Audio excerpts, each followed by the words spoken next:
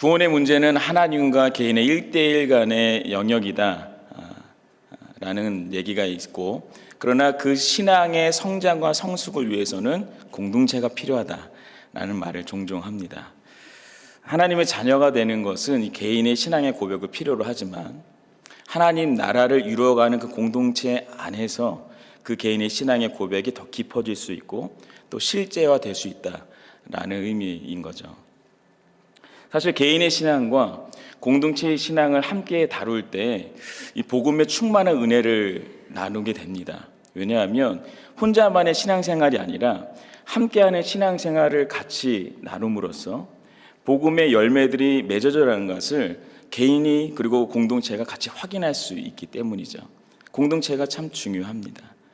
그런데 우리가 부인할 수 없는 또 하나의 사실이 하나 있는데, 그것은 바로 신앙의 성숙을 위해서 함께 참여하게 된 공동체로 인해서 오히려 신앙을 잃어버리거나 정말 회복하기 어려울 만큼의 어려운 시간, 그런 감당하기 어려운 경우를 맞이한다는 것이죠.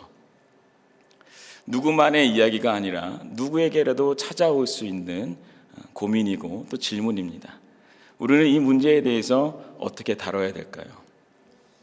공동체의 중요성은 비단 오늘만의 교회에서 이루어지는 내용들은 아닙니다. 우리가 진로를 믿는 성경에 보면 하나님의 약속들로 이제 가득 차 있는데, 그 성경에 보면 하나님께서 세상을 창조하시고 하나님의 나라를 세워가시는 모든 과정에서 개인뿐만 아니라 공동체를 선택하시고 일하시는 것을 우리가 확인하게 됩니다. 인류의 첫 조상인 아담을 보시면 하나님이 아담을 지으셨을 때 다른 것은 다 좋았지만 혼자 있는 것이 좋지 않아서 하와를 창조하시고 짝지어 주셔서 아주 작은 공동체를 허락하십니다. 그리고 약속을 주시고 그것을 이루시죠. 노아도 마찬가지인데요. 노아와 그 가족에게 공동체를 허락하시고 그리고 약속을 주시고 이루게 하십니다. 그리고 아브라함을 통해서는 한 명을 선택하신 것이지만 그러나 민족의 언약을 붙들고 살아가는 공동체로 세워가십니다. 조금 더 나아가면 야곱을 통해서는 12지파 이스라엘 백성을 하나님의 약속하신 복이 이제는 세상 모든 열방에 흩어져 갈 수 있는 그 기초를 세우시죠. 그리고 그것이 신약에 와서는 교회에 특별하게 적용되어서 오늘에까지 이루고 있습니다. 성경 안에서 발견되는 이 반복적인 패턴을 통해서 확인하게 되는 것이 있는데, 하나님은 개인을 선택하시지만 공동체 안에서 그리고 공동체를 통하여서 하나님의 일을 하신다는 겁니다.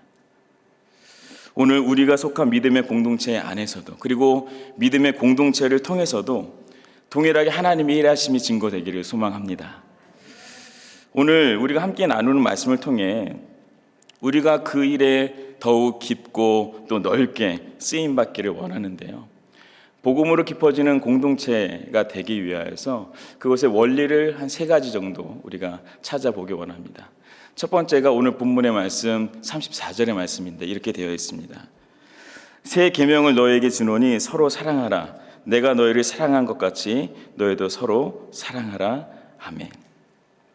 복음으로 깊어지는 공동체의 첫 번째 원리인데요. 바로 사랑은 선택이 아니라 순종입니다.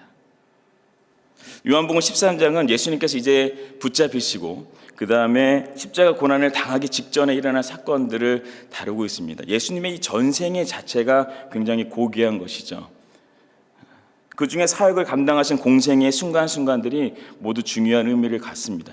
그런데 그 중에서도 예수님이 십자가에 달리시기 바로 전에 그 모습들은 아주 중요한 예수님의 가르침과 그리고 마음들이 다 표현되는 내용들인 것을 우리가 확인하게 되는데요.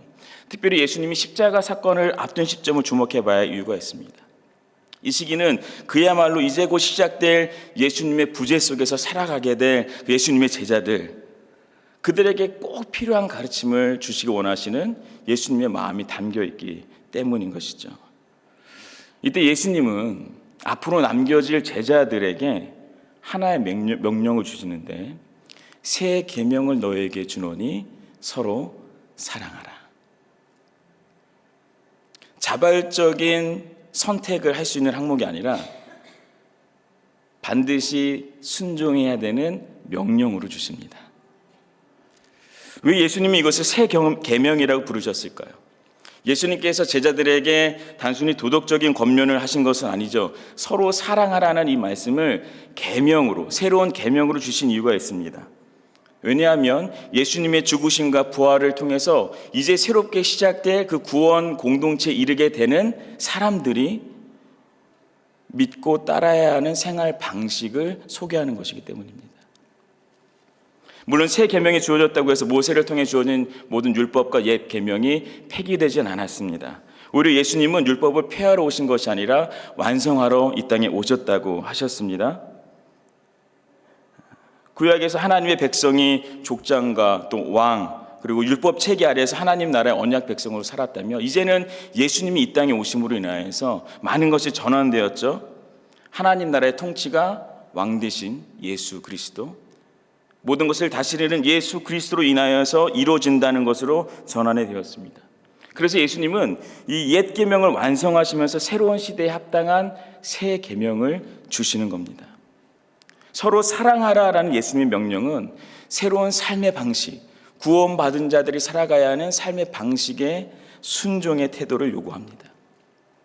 공동체 안에서의 사랑을 선택이 아닌 순종으로 감당하는 저와 여러분이 되시길 바랍니다. 그렇다면 어떻게 사랑해야 될까요? 34절의 말씀을 한 번 더 보시면요. 새 계명을 너희에게 주노니 서로 사랑하라. 내가 너희를 사랑한 것 같이 너희도 서로 사랑하라. 아멘. 복음으로 깊어지는 공동체의 두 번째 원리는 예수님처럼 서로 사랑해야 합니다. 예수님은 서로 사랑하라 이 명령의 의미를 요한복음 10장, 13장에서 어떠한 것인지를 차근차근 보여주셨습니다. 먼저 예수님께서 제자들과 식사 잡수시던 때에 자리에서 일어나시고 겉옷을 벗으셨습니다. 그리고 허리를 그 수건에 두르셨다고 했습니다. 그 다음으로는 대야에 물을 받고 제자들의 발을 씻기시고는 허리에 두른 수건으로 다시 제자들의 발을 씻기셨습니다. 닦아주신 것이죠. 당시에 포장되지 않은 길 위에서 샌들 생활을 하는 이 사람들에게, 제자들에게 하루에도 몇 번이나 여러 번 씻어야 했을 만큼 수시로 더럽혀졌을 것이 바로 발입니다. 그런데 그렇게 자주 더러워지고 번거롭게까지 한 일을 예수님이 하신 거죠. 발을 씻기셨다라는 것의 신학적 의미가 여러 가지가 가능한데 저는 요한복음 13장 8절의 말씀에 조금 더 주목해 보기 원합니다. 이렇게 되어 있습니다. 베드로가 이르되 내 발을 절대로 씻지 못하시리이다. 예수께서 대답하시되 내가 너를 씻어주지 아니하면 내가 나와 상관이 없느니라. 아멘. 어떤 의미가 있을까요? 예수님께서는요, 그렇게나 먼지 많이 묻어 있고 냄새도 꽤나 많이 날 법한 그 발을 씻으시면서 그들을 예수님과 상관 있는 자로 만드셨습니다. 여기서 상관은 헬라어로 메로스라고 하는데 유업, 앞으로 받게 될 기업을 뜻하는 단어입니다. 예수님은 지금 제자들의 발을 씻으시면서 단순히 그 발만 씻으시는 게 아니라 그 영혼을 정결케 하십니다. 그리고 구원의 은혜를 상속받는 자로 만드신 거예요. 하나님의 자녀가 되게 하시는 겁니다. 하나님의 자녀로 살아가는 삶을 열어주시는 거죠. 예수님과 상관 있는 자로 살아가는 것과 그렇지 않은 자로 살아가는 것에는 큰 차이가 있습니다. 나에게 호흡을 주시고 오늘을 살게 하시는 그 창조주의 뜻을 따라서 이 땅에 허락된 시간들 속에서 그 아버지 하나님의 뜻을 이루어가는 것, 큰 축복이죠. 그리고 이 땅에서 허락된 모든 선한 싸움과 달려갔기를 다 마친 후에 비로소 영원한 안식을 누리는 것, 세상 그 어떤 것으로도 대체할 수 없는 은혜입니다.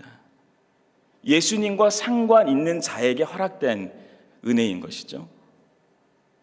그런데 예수님의 씻으심으로 그분과 상관 있게 된 자들에게 맡겨진 일들이 있다고 했어요. 요한복음 13장 14절과 15절의 말씀 같이 한번 읽겠습니다. 내가 주와 또는 선생이 되어 너희 발을 씻었으니 너희도 서로 발을 씻어주는 것이 옳으니라. 내가 너희에게 행한 것 같이 너희도 행하게 하려 하여 본을 보였노라. 아멘. 예수님이 그들의 발을 씻어주신 것처럼 그들도 서로 발을 씻어주라 말씀하십니다. 근데 제한이 아니라 명령을 하시는 거예요. 여기서 눈여겨볼 내용이 있는데요. 이 서로 사랑하라라는 이 명령과 예수님이 몸소 행하신 이 가르침, 본을 보이신 가르침, 이걸 연결해 보면 두 가지 확인되는 게 있는데, 먼저 서로 사랑하라는 말씀은요, 내가 예수님께 씻김 받고 예수님의 은혜 받아서 구원의 공동체로 들어가게 된 자들이 해야 되는 의미입니다. 이거는 먼저 앞서서 이제 설명드린 내용이죠. 근데 그 사랑의 방법이 어떤 것이냐면, 내 눈에 가장 잘 보이고 그리고 자주 확인되는 다른 사람의 어디를 씻는 거예요? 발을 씻는 겁니다.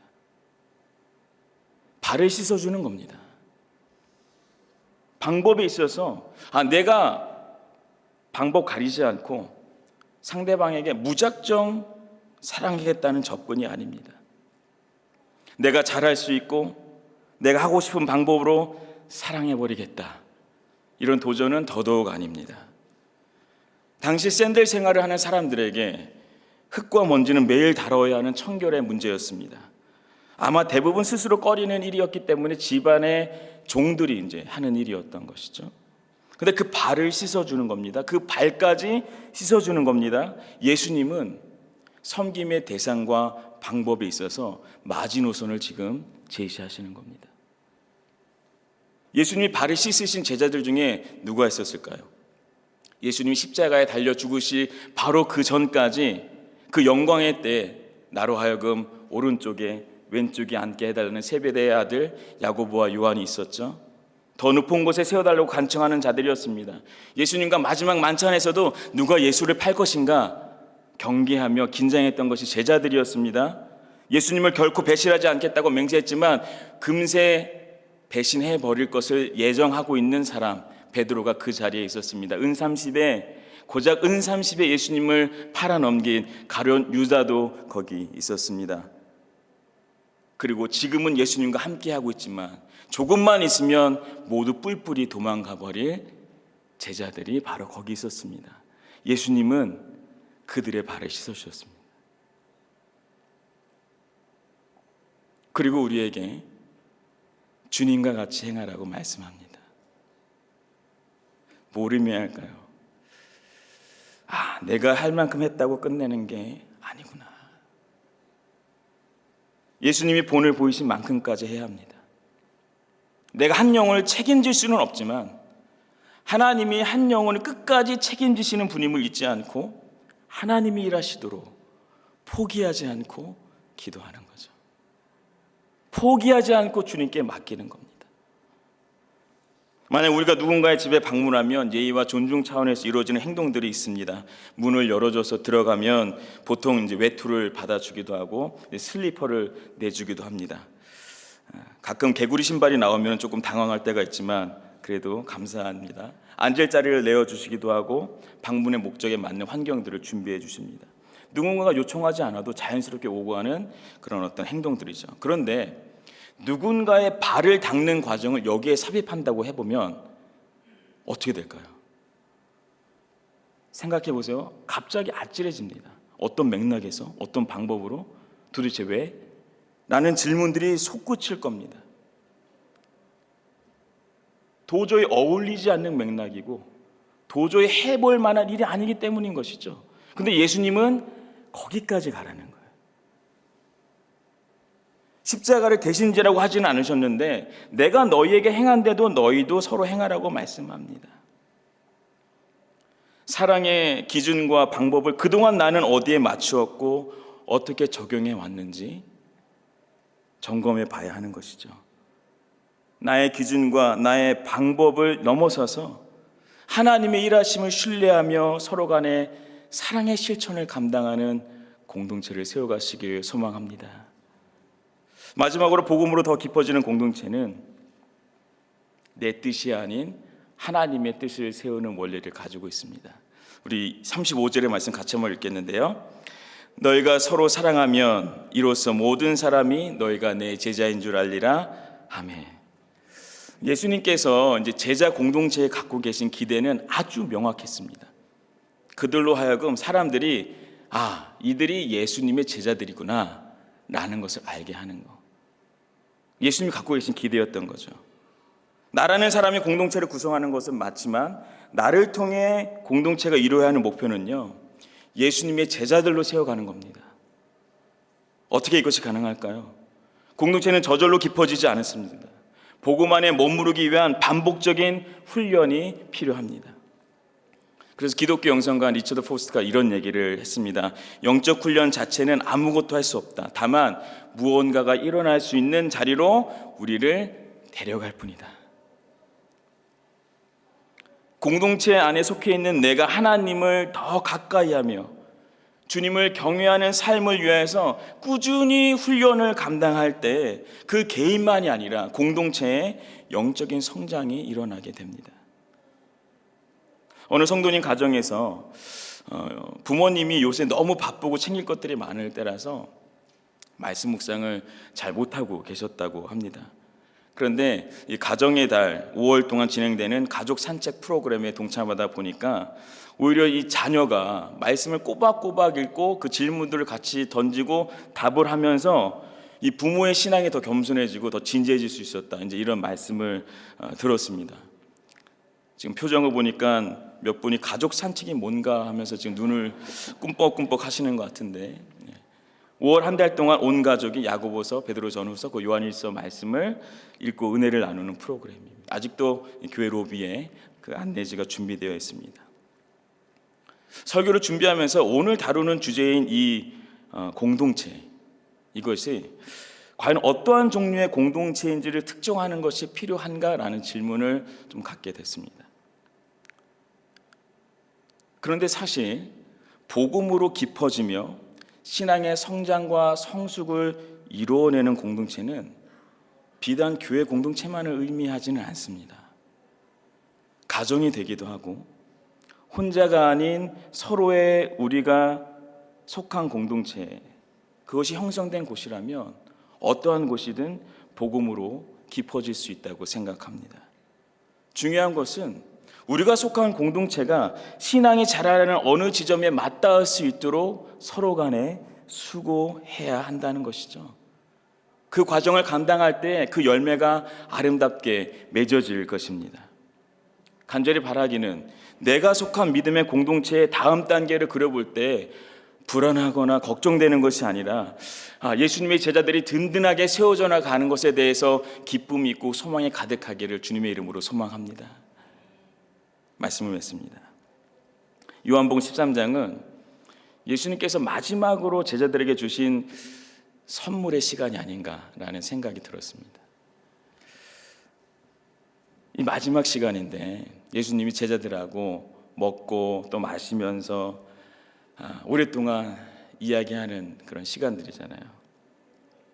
비록 제자들에게 불안함과 연약함이 발견되죠. 그런데 그 모든 것들을 끝까지 사랑으로 덮으시는 예수 그리스도의 온전하신 사랑을 확인하게 됩니다. 바로 우리의 공동체가 나아가야 할 자리인 거죠. 제가 어렸을 때 저희 집은 식구가 좀 많은 편이었습니다. 저희 식구 8명에 같이 모셨던 이제 어르신을 포함하면 따져보면 9명이 늘 거의 고정적으로 한 지붕 아래 살았습니다. 얼마나 북적북적했는지 모릅니다. 아침마다 전쟁이고 끼니마다 치열했던 것 같습니다.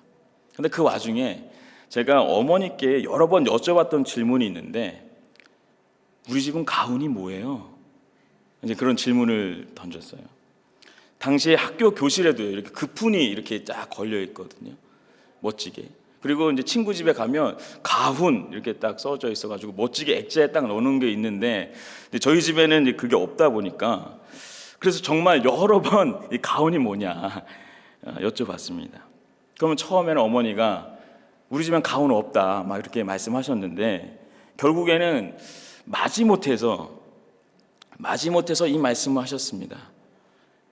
예수님 잘 믿고 싸우지 마라. 예수님 잘 믿고 싸우지 마라.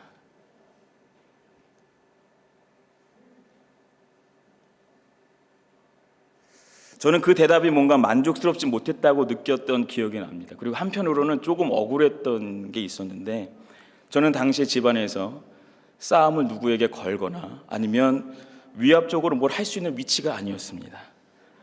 오히려 맞거나 혼나거나 눈치 보면서 살아야 하는 입장이었기 때문에, 물론 이런 얘기하면 다른 형제들이 또 약간 또 뭐라고 하시긴 할 텐데, 뭔가 저에게는 해당되지 않는 내용이라고 생각하는 것도 같습니다. 그런데 시간이 지나고 나니까 저도 싸운 게 맞더라고요. 그때그때 생겨난 마음의 응어리들, 억울함, 분노, 시기, 질투, 열등감, 이런 것들이 마음 안에 꾹 머물러 있다가 언젠가 됐을 때 그냥 누군가에게 생각으로 또 말로 혹은 글로 힘을 실었던 제 모습이 있었던 것이죠. 그런데 하나님이 허락하신 작은 공동체 가정은 그런 공간이 아닙니다. 가정만이 아니라 교회 공동체도 마찬가지입니다. 그리스도인으로 내가 살아가며 구성하는 크고 작은 공동체는 그러한 마음과 생각들로 채워지는 공간이 아닙니다. 오히려 그런 마음과 생각들이 감사와 평강으로 바뀌는 것이 믿음의 공동체인 줄로 믿습니다. 오늘 본문의 제자들처럼 우리도 예수님께 끝까지 사랑받기에, 우리도 끝까지 사랑하는 공동체를 만들어 가기를 소망합니다. 서로 사랑해야 하는 것은 선택이 아니라 순종의 영역입니다. 내 눈에 잘 보이고 눈에 띄는 다른 사람의 지저분한 발을 내 손으로 닦아주는 겁니다. 예수님이 본으로 보이시고 행하라고 하신 만큼까지 가봐야 합니다. 그리고 나의 공동체가 예수님의 온전한 제자로 세워지는 일에 내가 쓰임받고, 그리고 공동체가 쓰임받아야 합니다. 나의 기대가 실현되는 것이 아니라 하나님의 기대와 뜻이 이루어지는 곳이 되어야 합니다. 복음으로 깊어지는 공동체에 이미 초대된 저와 여러분이 그 경주를 인내와 기쁨으로 또 감사와 소망으로 마칠 수 있기를 주님의 이름으로 축복합니다.